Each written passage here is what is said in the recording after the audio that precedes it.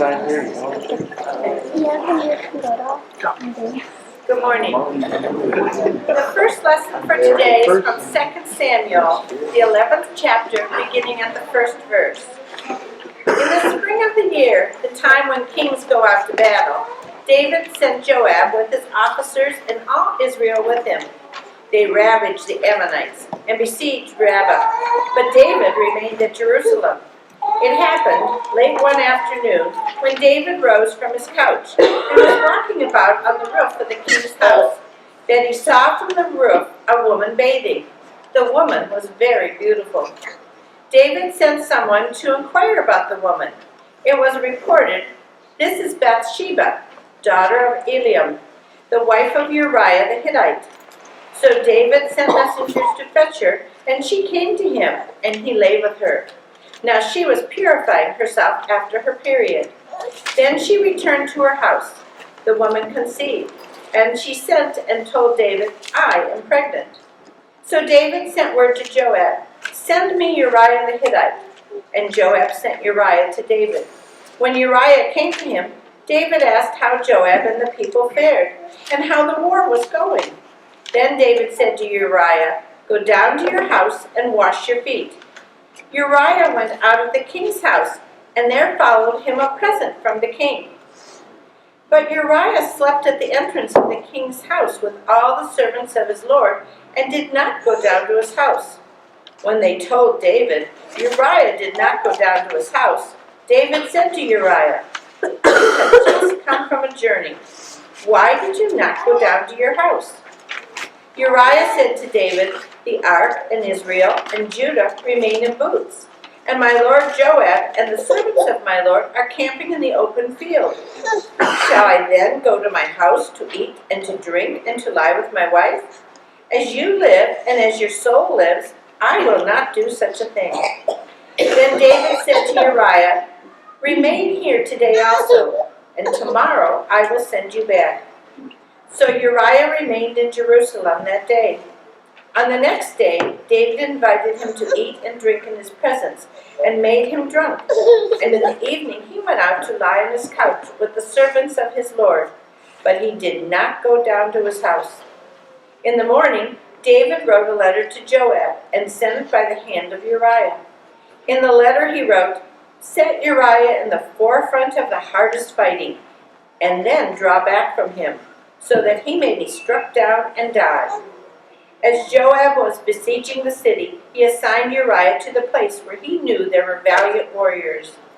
The men of the city came out and fought with Joab, and some of the servants of David among the people fell. Uriah the Hittite was killed as well. Here ends the reading.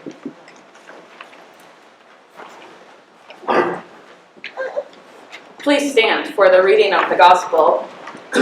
And our gospel for today is listed incorrectly in your worship folder. If you'd like to, it's a short gospel. If you'd like to follow along, it's in the Bible in front of your knees, and it's Matthew 5:27 to 30. If you want to follow along, it's on page 4 in the second half of your worship folder. And if you ever need readers, you'll need it to read this Bible. But it goes like this. Jesus said to them, "You have heard it said, 'You shall not commit adultery.' But I say to you that everyone who looks at a woman with lust has already committed adultery with her in his heart. If your right eye causes you to sin, tear it out and throw it away.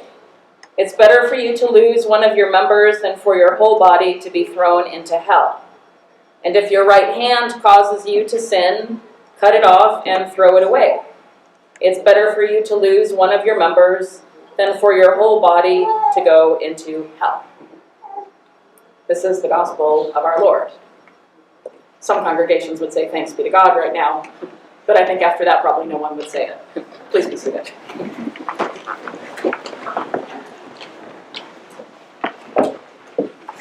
So back in Jesus' day, folks, he would have said, if anyone looks at a woman with lust in his heart, too bad for him. But if he were talking to us today, he would say, if any man looks at a woman that way, or he would say, if any woman looks at a man that way, so women were not off the hook. Sorry. But so if you consider Jesus' definition of adultery, anyone who looks at another with lust in their heart, I would just like to show of hands for who in the room has committed adultery. All right, that was pretty clear. So congratulations. Come on up, we have a chopping block for your hands right up here. One thing I love about Jesus is that he puts us in the same boat. He lets everybody know that we all belong together, in that we're all sinners. He doesn't say, I mean, really, there's no escaping what he says about things. In the same Sermon on the Mount, he says that you've heard it said that you shouldn't kill, but anyone who has any anger in his heart is a murderer. Raise your hand if you're a murderer. Okay, got it. So, it just happens. I mean, he puts us all in the same boat. Nobody gets out of the Sermon on the Mount unscathed in terms of, thinking that they're holier than anybody else. So it's pretty equalized. This Lent at River of Grace, we have been talking about the 7 deadly sins. And I continue to maintain these aren't shared with us in order to punish us or to say you're bound for hell. What they're given to us for is to help us know how to live good lives, how to be righteous, how to be virtuous, how to live the best kind of life that's possible for us, so that we can really, really shine when it comes to our Christianity, how we can let God's light shine within us. There's an old joke that says, the good news is that Moses came down off the mountain and that there's only 10 commandments. Whew! The bad news is that adultery made the list. It's just, but the good news with that, the really good news with that, is that adultery made the list. That God says to live the best life possible. Keep your sexual self inside one committed, lifelong relationship. Because that's the way that you're going to be happy. That's the way that you don't have your heart or your soul or your spirit divided up all over the place. Because that's not how you were created to be. That's not what's going to lead to your fulfillment or to what really, really is going to please you. Jesus said, you'd be happier with your hands cut off, with your eyes poked out. There's this old quote, and it's attributed to a bunch of different places, but I really love it, wherever it came from. Watch your thoughts, they become your words. Watch your words, they become your actions. Watch your actions, they become your character. Watch your character, for it becomes your destiny. Your thoughts become your words become your actions become your character, and your character becomes your destiny. So the story that Carrie read for us from the book of Samuel is this story about David and Bathsheba. And people who say the Bible is boring to read maybe haven't heard this story about David and Bathsheba. I think the Bible would be a lot easier to read if it didn't have chapter and verse numbers in it, because when we read those, we feel like we're reading the Bible, and then we don't feel like we're smart, because we feel like the Bible is just so hard to read and so hard to understand. But here's the story of David and Bathsheba. David's a king, and he says to Joab, so they're going to fight the Ammonites, and he says to Joab, who's the leader of the army, you need to send the people off to war. And I know it's going to be hard. I know the Ammonites are really, really hard people to fight, but just send people out. David doesn't go. He just sends his people. A lot of times the presidents or the rulers don't go. They just send their people. So he sends sends the people, and then David's in bed one night, and I don't know if it's insomnia or if the Tonight Show didn't have any good guests or whatever it is, and so he gets up and he walks out onto the roof, and he just kind of gazes over. He lives on kind of a hillside, and he just sort of gazes over, and outside on a patio, he sees this beautiful, beautiful woman. Ooh, la, la. So he says to one of his servants, would you send for her? The shapely one? And so his servant's like, well, I guess I have to. He's the king. So he goes and he gets her. Her name's Bathsheba. Anybody know a Bathsheba? Yeah, I think that name isn't in the baby names book anymore. So the servant goes and he gets Bathsheba, and she comes back, and they don't really say that Bathsheba put up an argument about this or not, but Bathsheba comes and David invites her into the bedroom and they sleep together, and wow, they each have a cigarette, I guess, and then Bathsheba goes home. And Bathsheba comes back a little bit later and she says, hey, I'm pregnant. And David says, oh, this was not supposed to happen. I don't know how this happened. This is not a good thing because your husband's off at war. And he's going to do the math. And he's going to know this baby isn't his. And so, it's like days of our lives. And like, what am I going to do? And so he starts thinking about it. I know. I'll talk to Joab again, and I'll get Uriah, your husband, to come back. Because surely he's been at war for a long time, and we know what he's going to want to do when he comes home, right? So he sends for him. Uriah comes home, and when David looks down from his roof, he sees that Uriah is sitting outside on a mat in front of their house. And he has some people ask some questions of Uriah, like, why aren't you going inside doing what people from war do when they come home from war? And I know some of you have been at war. So Uriah says, I can't possibly go inside and have relations with my wife when people I know are out there fighting a battle. I'm going to sit out here and wait to go back. I'm going to be solemn and somber. I'm not going to stay in the comforts of a home. I'm not going to hold my wife. I am going to just stay right here. David's like, oh, what am I going to do? I know. David's got another idea. So he invites Uriah up to his house, and he gets him drunk, and then he sends him home. Sure, but David's going to be like, I have got to sleep in a comfortable bed tonight. Right? Looks like this plan's really going to work out, right? Except Uriah is a good, faithful, upright citizen. And he goes home and he sits on his mat outside the front of the house. I don't know what Bathsheba's thinking on the inside.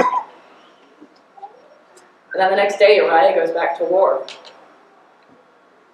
And David says, oh, I can't believe this plan didn't work. I mean, he even had a safety in it.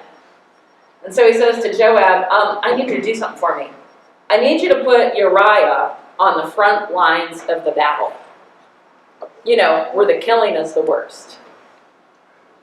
And Joab is like, really? Where the killing's the worst? David says, I'm the king. Okay. So Uriah goes to the front line of the battle where the killing's the worst. And guess what happened to Uriah? He got killed. Yep, you got it. You're following along. Pastor loves it when the people listen. So he got killed. And he never came home. And Bathsheba had the baby. And David married Bathsheba. And happily ever after, right?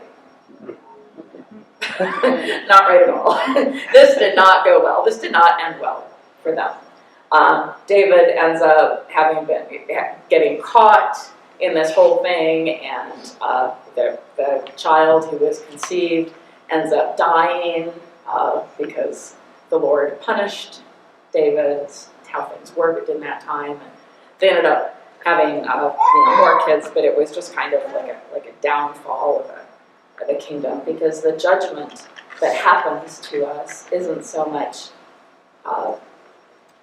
what's going to happen after we die, but it's what happens to our souls and our hearts as we live. When we fall away from what is really and truly right. And we know if we're missing the mark. And that's what the word for sin means. It means missing the mark. Like when you throw an arrow at a target and you not only miss the bullseye in the middle, but like your arrow lands on the other side of the room and it ricochets. We know when we miss the mark. And then we live with that circumstance.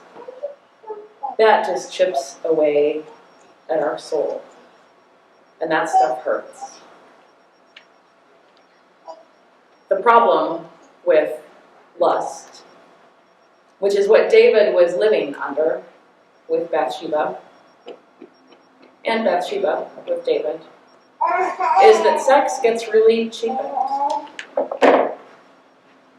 And the real prices that are paid in infidelity and promiscuity and pornography and even sexual addiction that goes untreated, and there are good treatments for it, and sexual addiction is a real thing, and real people struggle with it, and there is a lot of ways to get help. There are a lot of ways to get help with it. And if you have it and you're not getting help with it, see me because I can help you. I can set you up in places where you can get help with that. The problem with those things is it chips away from our souls. And when Jesus says that it will be better for our eyes to be poked out and our hands to be cut off, it's because he knows that our souls are being chipped away. See, sexual desire is a real thing. And sexual relationships are real things. And they're gifts from God when they're handled right. They're God-given. And if you don't believe that, read the Song of Solomon in your Bible when you get home today. But maybe step into a cold shower or cuddle up to the one that you're in a relationship with. In a healthy, true, and committed, lifelong relationship, in a loving relationship, sex is a beautiful thing. Because when we share that intimacy, we're sharing not just our bodies, but we're sharing our souls. And for the more sexual partners we have in this world, we're leaving a little bit of our souls all over the place. And we can't get that back, ever. And that's the cost. That's the difficulty. That's the hard part. See, lust is empty. It doesn't really satisfy. It's like those, Lays, you can't have just one. Maybe that's why they were called that. Oh shoot, that was on video. I trust you, I don't trust them. But those snacks that don't really satisfy. You can take them and take them and take them, and they don't really fill you up. That's what lust is. Love, you really share something of yourself. Lust passes, and it leads to yet another fantasy, and another one, and another one. And it doesn't leave any desire to go deeper. And it's actually worse than being selfish, which it really is. It dehumanizes another person. It sees another person as an object or as a possession. And that's not what God had in mind when God made that other person. God made us all to be the same. Remember that equalizing. God made us all as children of God to be valued and to be cared for and to be cherished.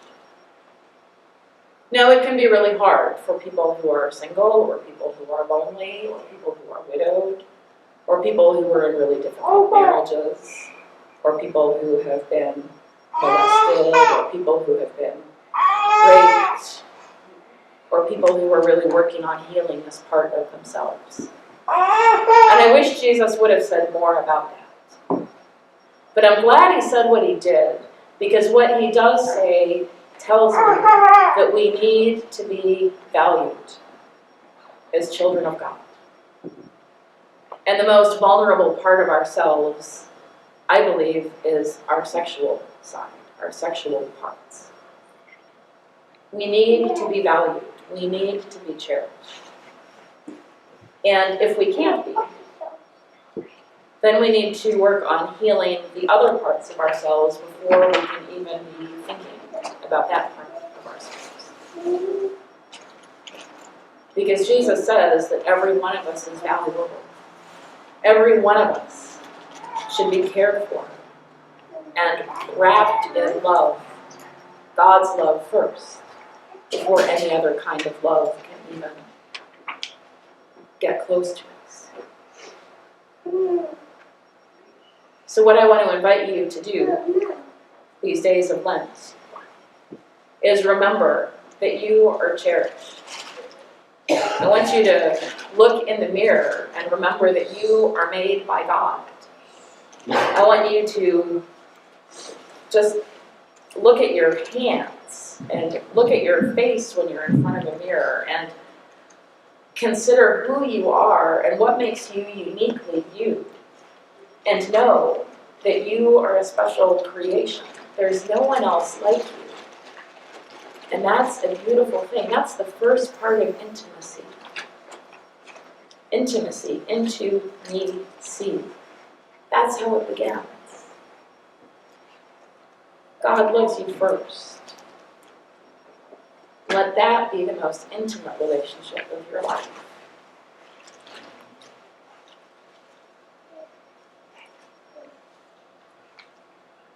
And remember that when Jesus says to value who you are, who we are as individuals, that's about the greatest gift that we can be given. I love that he talks about valuing who we are. It's pretty awesome that we have a God who reminds us that we're to be cherished.